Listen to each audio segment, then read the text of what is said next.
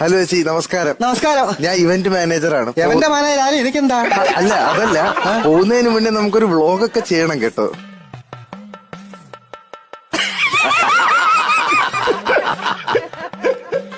ഞാനേ ഇതൊരു കല്യാണമുണ്ടോ? ഞാൻ മറുപടി ഞാൻ തരുന്നില്ല ഇപ്പൊ ഞാന് കേട്ടോ. നീ സംസാരിക്കാതെ നീ.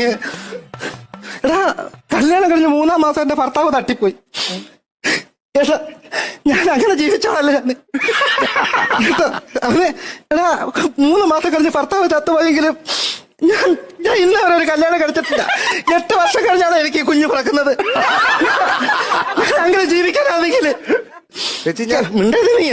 മിണ്ട ഇത് കഴിയട്ടെ കേട്ടോ. പിന്നെ നിന്റെ പരിപാടിയൊക്കെ കാണുന്നോണ്ട് ഞാൻ നിന്നെ ഒന്നും നിങ്ങൾക്കറിയാവോ? നിങ്ങൾക്ക് ചിലപ്പോൾ മനസ്സിലാക്കി കാണത്തില്ല സാറേ. ഇവിടെ തൊപ്പി ചേരാത്ത കേരളത്തിൽ 2 പേരേ ഉള്ളൂ. ഒന്ന് ഷിക്കാരി ശംഭുവും